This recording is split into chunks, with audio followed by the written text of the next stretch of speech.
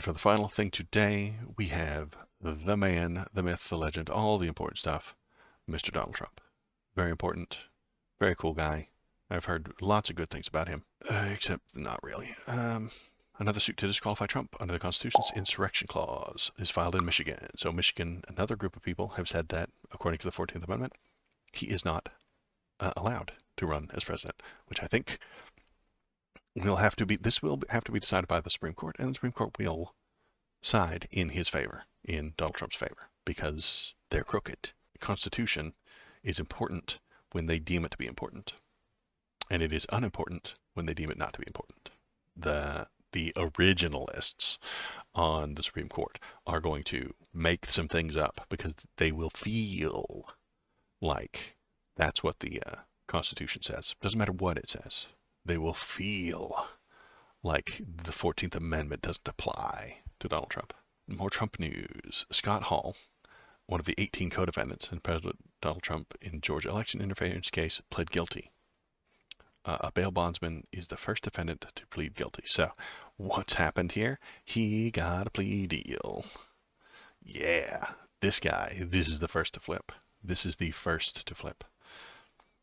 He got a plea deal, and his plea deal requires him to testify in future proceedings in the case, including trials of his co-defendants, including Trump. This is what gets you.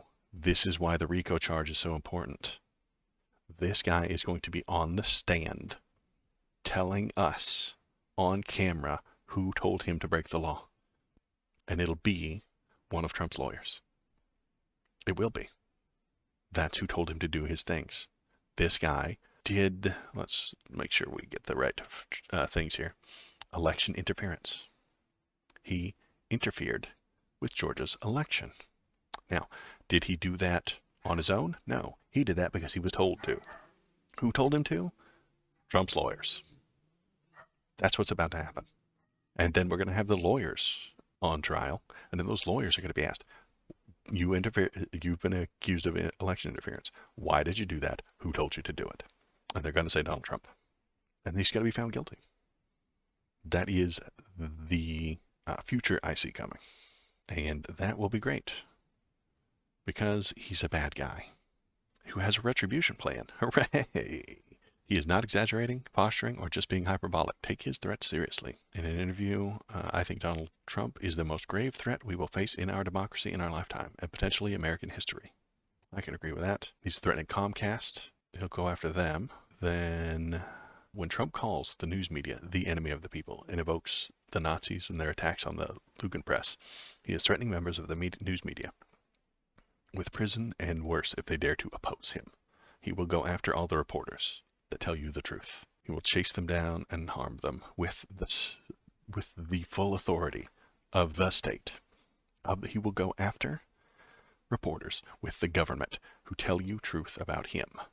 He's threatening to use the Alien Enemies Act against drug dealers and suspected gang members. He will likely use that law to target his personal and political enemies, as seen in his recent attacks on General Mark Milley. Trump is escalating his fascist threats of violence as part of his plan to become America's first dictator. In an earlier interview this month, Trump summoned the white supremacist conspiracy theory lie that Democrats and the left are importing black and brown people from third world countries in an attempt to replace real Americans, i.e. white Christians. In his interviews and speeches and other communications, Trump is also continuing to announce his plans to deploy the military to occupy America's cities, meaning major cities with large populations of non-whites or blue parts of the country. Put homeless people in camps, use the Department of Justice to punish and imprison his political rivals, including President Biden, and criminalize transgender people. The man is a fascist.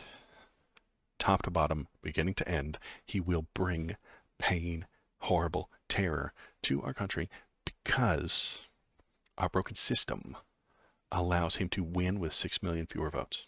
The School for Dictators suggests that if you want to become a dictator, you got to do all these things. Encourage anti-intellectualism. He does that. Don't listen to the experts. Don't listen to your lying eyes. Listen to me. Undermine moral standards, especially among lawmakers, which is what we just watched for 6 hours. What I watched for 6 hours about slinging mud, even though there is nothing to complain about there. Sling mud at Joe Biden to undermine moral standards. Yeah, Pursue power for power's sake. He does that all the time. It's what he's always done. That's capitalism, basically, but that's a different subject. Develop a spiritual connection with the loyal followers. They love him. He is the God King Emperor. So, 5, rewrite national history. He does that constantly. He makes up things that didn't happen and tells you about how they actually happened and create political chaos, which he is the source of. He is the chosen one. It's correct. Oh, see, yeah, this guy wrote this book 80 years ago. 80 years ago. This plan got written down into a book, and Trump does all of it. All of it. Trump is getting worse, more dangerous, and more bent on inciting violence. This is not a presidential candidate. This is a criminal defendant seeking to save his own skin, no matter how much damage it causes. The media must stop pretending this is a normal presidential horse race. I agree. The media can't comprehend this. They can't wrap their head around it. The people at CNN, the people at NBC, the people at Fox cannot grasp the idea that someone would be so blatantly, obviously bad faith. They don't know what to do with it. This is a thing that they have been doing for a very long time. They try to be neutral. I talked about this last week. The news wants to be neutral. If there's one person that says A and there's a person that says B, you bring them both on and have them talk at each other, and then you walk away. That's their usual, normal modus operandi. That is how they operate normally. Bring in person who says A, bring in person who says B, have them talk at each other, the end. Don't pick a side. Be neutral. And we see that when they talk about climate change. 99% of climate scientists say climate change is real and it's dangerous and it's going to kill us. 1% of climate scientists are paid by Exxon to say the opposite. So what does the news do? They bring on one person from each side. It's not 50-50, it's 99-1. But you don't see that when it's a one-on-one discussion. So you see a 50-50 debate, but it's actually 99-1. So that is, they can't comprehend that 1% guy who is being paid to lie. They can't get it through their head. They can't dig it out. They can't comprehend such blatant and obvious bad faith. So they will just continue to run this as if it's normal. They will continue to cover it as a normal presidential horse race. And if RFK Jr. picks up 2% in a couple of swing states, Joe Biden loses. And we will get straight up fascism in the country. And then they'll come for us. They'll come for me because of all my millions of viewers. See up here? Yeah, all those millions of people watching, they're going to come for me. And I'm joking, of course, but there are people they will come for. They will come for the transits. They will come for the gays. They will come for the very important left-wing news people. And they can't hide. I can pretend to be conservative. Oh, I can talk with a southern accent and pretend that I was always in favor of getting rid of Joe Brandon. Fuck Joe Brandon, right? I can pretend. I can blend in. I shouldn't have to, but I can. I have that privilege to pretend to be Republican.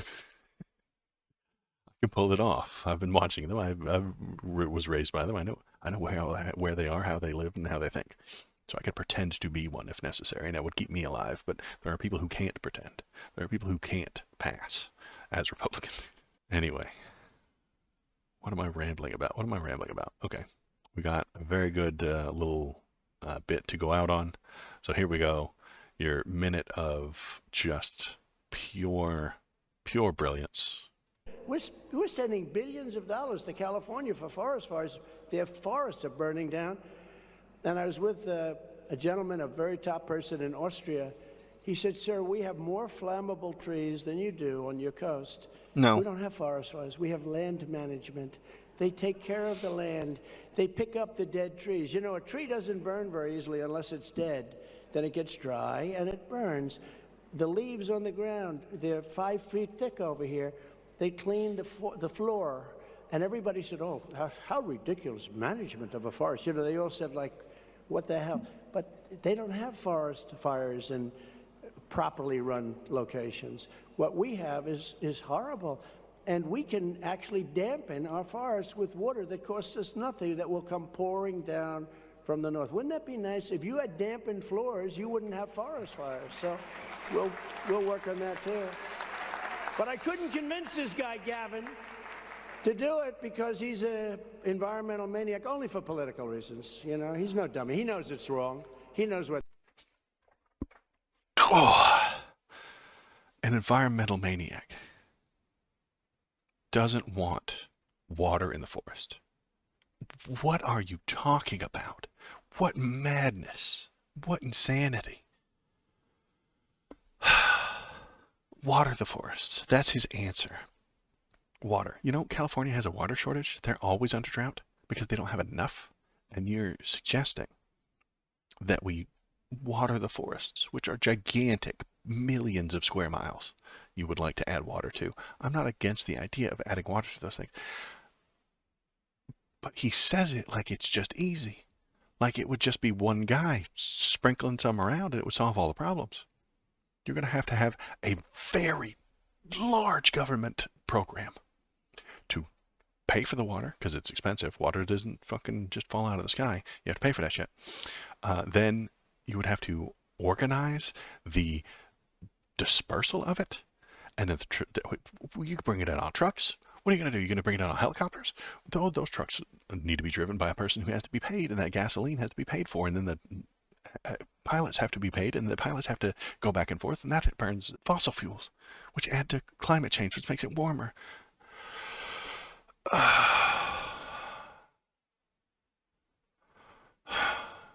It's we're being run by the dumbest of us, honestly. Anybody that tells you that both sides are the same has been tricked and lied to. One side is blatantly stupider than the other.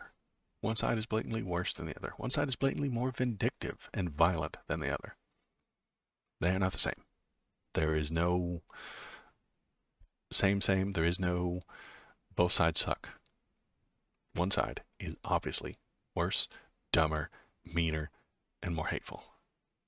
And they get to win with 6 million fewer votes because they have broken the system.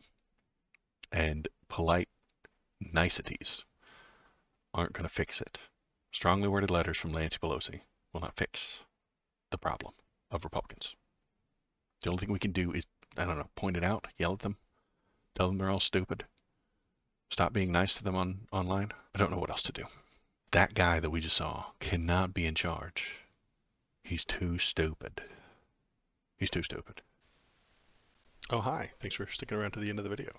If you liked what you saw, hit the like button, press the subscribe button. If you want to tell me how right I am, feel free to leave a comment. If you want to tell me how wrong I am, leave a comment too. That's good. This is just kind of a hobby for me, so I appreciate you coming by, giving it a watch, and pressing the YouTube buttons. Thanks.